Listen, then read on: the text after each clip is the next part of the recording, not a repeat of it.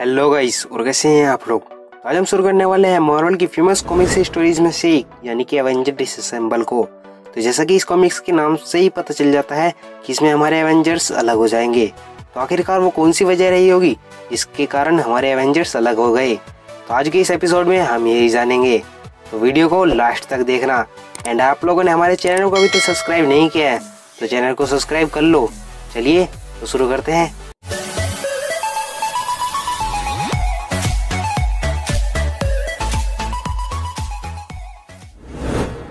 तो हमारी कहानी की शुरुआत होती है एवेंजर मैंशन से, जहाँ पर टीम के कुछ मेंबर्स ही मौजूद थे। सुबह का टाइम था, इसलिए जारवेस सभी को ब्रेकफास्ट पास कर रहा था और बाकी सभी एक दूसरे का मजाक उड़ा रहे थे। पर तभी कुछ ऐसा हुआ जो किसी ने सोचा भी नहीं था। एवेंजर मैंशन में कोई घुस आया था और जब एवेंजर्स ने अपनी कंप्यूटर स्क्रीन पर देखा तो ये सभी शॉक रह गए। एंटमैन कहता है ये हो ही नहीं सकता, मैंने खुद उसे मरते हुए देखा है। सीएल कंप्यूटर से कहती है कंप्यूटर आईडी कंफर्म करो, क्या ये जैक हार्ट ही है। कंप्यूटर कहता है आईडी कंफर्म, ये जैक हार्ट ही है। वास्प कहती है एवेंजर्स ये जैक हार्ट हो ही नहीं सकता। और इससे पहले कोई कुछ भी कर पाता एंटमैन बाहर चले जाता है।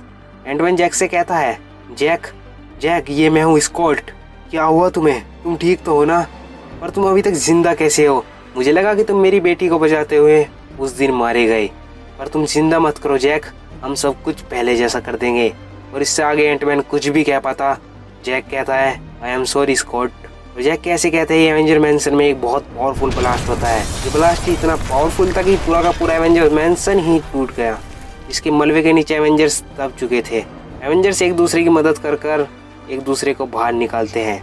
इसके बाद वे सभी बाहर आकर एंटमैन को ढूंढने की कोशिश करते हैं। और जब होकाई ने एंटमैन को देखा तो उसकी बॉडी पूरी तरीके से जल चुकी थी। वहीं दूसरी ओर यूनाइटेड नेशन की काउंसिल में टोनी स्टार्क एक एवेंजर और सिक्योरिटी ऑफ डिफेंस के तौर पर एवेंजर्स को रिप्रेजेंट कर रहा था। दरअसल ये यूनाइटेड स्टेट्स की मीटिंग पूरी दुनिया में शांति स्थापित करने के लिए बुलाई गई थी। और जब टोनी वहां पर खड़ा होकर स्पीच दे रहा था तभी उसकी नजर वहां पर बैठे एक लैटवियन डेलीगेट के ऊपर जाती है और टोनी उसे देखते ही अपने ऊपर से कंट्रोल खो देता है। टोनी इस लैटवियन डेलीगेट से कहता है हे यू, हाँ तुम लैटविया से हो ना, तुम यहाँ भूल कर भी कैसे बैठ गए। मुझे लगा कि ये सीट इंसानों के लिए है, पर तुम चूहे कहीं के। और क्या तुम लैटवियंस को भी इस मीटिंग में किसी ने बुलाया था, या तुम अपना चेहरा उठाए कहीं भी घुसे चले आते हो। ओ हाँ, चेहरे से याद आया तुम्हारा पपी मास्टर डूम, अब उसका क्या प्लान है जो उसने तुम्हें भी यहाँ पर भेज दिया। और वहीं पर खड़े हैंक पिंग जो कि एक्चुअली में येलो जैकेट है, वो टोनी से कहते हैं टोनी हम यहाँ पर शांति स्थापित करने की वोटिंग के लिए आए थे। टोनी हैंक पिंग से कहता है तो ठीक है, हम यहाँ पर एक वोटिंग ही कर लेते हैं। अगर यहाँ पर मौजूद ज्यादातर लोग सहमत हुए तो मैं आज पूरे लैटविया को उठाकर रख दूंगा और वहाँ पर एक एलिसमेंट पार्क बनाऊंगा। हैंक पिंग एक बार फिर से टोनी को समझाने की कोशिश करते हैं टोनी तुम ये क्या बोल रहे हो। टोनी कहता है देखो इस लैटवियन ट्रस्ट को, ये बस पूरी दुनिया को चूहों की तरह खाए जा रहे हैं। और उसी मीटिंग में बैठा ब्लैक पैंथर टोनी से कहता है टोनी अब तुम्हें शांत हो जाना चाहिए। पर टोनी अपनी रिपल्सर बीम उस लैटवियन डेलीगेट के ऊपर कर देता है और कहता है टीचाला पीछे हट जाओ, आज मैं इस लैटवियन डेलीगेट को मार ही डालूंगा। टीचाला टोनी से कहता है तुम ये ठीक नहीं कर रहे हो टोनी, ये गलत है। टोनी के ऐसा करने की वजह से वहाँ पर बैठे लोग इधर उधर भागने लगते हैं। उदाहरण मैन उस लैटवियन पर अटैक करने ही वाला होता है कि वो बीच में ही रुक जाता है और वहाँ से एकदम चला जाता है। कुछ टाइम बाद वांडा आयरन के पास आती है। वो कहती है टोनी तुम ठीक तो हो ना, तुम्हें पता है आज तुमने क्या किया है। टोनी कहता है मुझे पता है वांडा, मैंने आज क्या किया है, पता नहीं क्यों पर मुझे ऐसा लग रहा था कि मैंने शराब पी रखी हो। वांडा टोनी से कहती है क्या तुमने शराब पी रखी है, तुम्हें पता है ना टोनी आज क्या था, तुम्हें पता है ना तुम्हारी इस गलती की वजह से हमें कितनी बड़ी कीमत चुकानी पड़ सकती है। टोनी कहता है और मैंने तो शराब को हाथ तक नहीं लगाया, पता नहीं क्यों मेरे साथ ऐसा हुआ। वहीं दूसरी ओर एवेंजर हेडक्वार्टर पूरी तरीके से आग में जल रहा था। सिल और कैप्टन अमेरिका के साथ फायर ब्रिगेड भी वहां पर पहुंच चुकी थी और अब फायर ब्रिगेड आग बुझाने में लगी थी। सिल्ड के एजेंट सभी एवेंजर्स से पूछताछ कर रहे थे यहाँ पर क्या हुआ, आप पर किसने अटैक किया और यहाँ कोई मरा तो नहीं। ये सब होने से पहले यहाँ पर जैक हार्ट आया था, वो जो बहुत टाइम पहले ही मर चुका है, पर जैक का आधा चेहरा पूरी तरीके से डैमेज था। वहीं पर एक दूसरा शील्ड एजेंट जारवेस से वहां के बारे में पूछ रहा था, जिस पर जारवेस उन्हें बहुत धीरे धीरे से जवाब दे रहा था। जिस पर वो शील्ड एजेंट जारवेस से कहता है मेरी बात सुनो ओल्ड मैन, हमारे पास और भी बहुत सारे काम है, अगर आप जल्दी जल्दी हमें बता देंगे तो हमारा काम आसान हो जाएगा। ये सब सुनकर कैप्टन अमेरिका उस सोल्जर से कहते हैं सोल्जर ये एक एवेंजर है और तुम इनसे एक एवेंजर की तरह ही बात करोगे।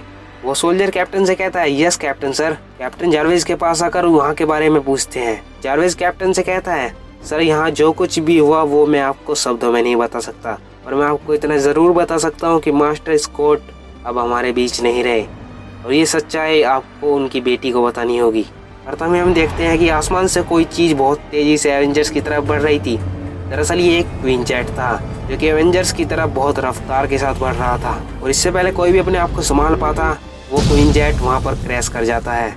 बाकी सब आगे बढ़कर देखते हैं कि कोई मरा तो नहीं। जब एवेंजर्स क्वीन जेट की तरफ बढ़ते हैं तो क्वीन जेट से कोई बाहर निकलता है, जिसे देखकर वे सभी शॉक रह जाते हैं। दरअसल ये विजन था। विजन आते ही कहता है, एवेंजर्स मुझे पता है कि पिछले कुछ घंटे तुम्हारे लिए बहुत बुरे थे और मुझे माफ कर देना। मेरी बॉडी अब मेरे कंट्रोल में नहीं रही और ना ही अब हम इस दुनिया को सुरक्षित रखने में कामयाब हो पाए, और इस सब की सजा हमें मिलनी ही चाहिए। और विजन कैसे कहते ही उसकी बॉडी पिघलने लगती है। उसकी बॉडी से कुछ बाहर निकल रहा था। कैप्टन अमेरिका विजन से पूछते हैं, विजन तुम ठीक तो हो ना, और तुम्हारी बॉडी के साथ ये क्या हो रहा है? तो गाइज विजन की बॉडी से जो चीज बाहर निकल रही थी दरअसल वो अल्ट्रॉन था, जिसने बहुत टाइम से विजन की बॉडी को कंट्रोल कर रखा था। कैप्टन अल्ट्रॉन के देखते ही कहते हैं, एवेंजर्स पीछे हट जाओ, और एवेंजर्स पीछे हटने के बजाय अल्ट्रॉन पर ही अटैक करना शुरू कर देते हैं। किसी को कुछ भी समझ नहीं आ रहा था कि अल्ट्रॉन वापस कैसे आ सकता है, वो तो मर चुका था। उधर शील्ड के एजेंट हैरी कैरियन में किसी से कांटेक्ट कर रहे थे। वो कहते हैं, सर यहाँ पर किसी ने एवेंजर्स के ऊपर अटैक कर दिया है और हमें जल्द से जल्द बैकअप चाहिए। और इससे पहले शील्ड की तरफ से कोई भी बैकअप आता, एवेंजर्स अल्ट्रॉन को हरा चुके थे। और इस सब के बीच सी हल्क अपने ऊपर से कंट्रोल खो बैठती है। सी हल्क विजन को ऊपर उठा लेती है और उससे कहती है, तुम्हें पता है आज मैंने एक एवेंजर्स को मरते हुए देखा है। कैप्टन उससे कहते हैं, जेनिफर विजन को नीचे रख दो। और अब बहुत देर हो चुकी थी क्योंकि सी हल्क अपने ऊपर से अपना पूरा कंट्रोल खो बैठी थी, और ऐसा आज पहली बार हुआ था कि जेनिफर अपने ऊपर से कंट्रोल खो बैठी थी। और सी हल्क इतनी ज्यादा गुस्से में थी कि वो विजन की बॉडी को ही बीच में से चीर कर रख देती है। वास्प और बाकी सब सी हल्क को शांत करने की कोशिश करते हैं। कैप्टन कहते हैं, जेनिफर शांत हो जाओ वरना हमें तुम्हें जबरदस्ती शांत करना पड़ेगा। और सी हल्क तो रुकने के बजाय कैप्टन पर ही अटैक कर देती है। कैप्टन हैरी कैरियन में निक फ्यूरी से कहते हैं, फ्यूरी अगर तुम मुझे सुन रहे हो तो हमें जल्द से जल्द यहाँ पर हल्क बस्टर चाहिए। ये लेवल 9 की सिचुएशन है। और इससे पहले शील्ड की तरफ से कुछ भी बैकअप आ पाता, सी हल्क एक मिलिट्री ट्रक को कैप्टन के ऊपर दे मारती है, और इस सब के बाद सब कुछ ब्लैक हो जाता है। तो क्या गाइस कैप्टन अमेरिका उस मिलिट्री ट्रक से बच पाए होंगे? तो नेक्स्ट एपिसोड में हम यही देखेंगे। तो आप लोगों को एवेंजर डिसेंबल के फर्स्ट एपिसोड कैसा लगा प्लीज कमेंट्स में जरूर बताइएगा, और वीडियो अच्छी लगी हो तो लाइक शेयर कर देना, एंड चैनल को अभी तक सब्सक्राइब नहीं किया है तो चैनल को सब्सक्राइब कर लो। तो मिलते हैं हमारी नेक्स्ट वीडियो में, तब तक के लिए bye and thanks for watching.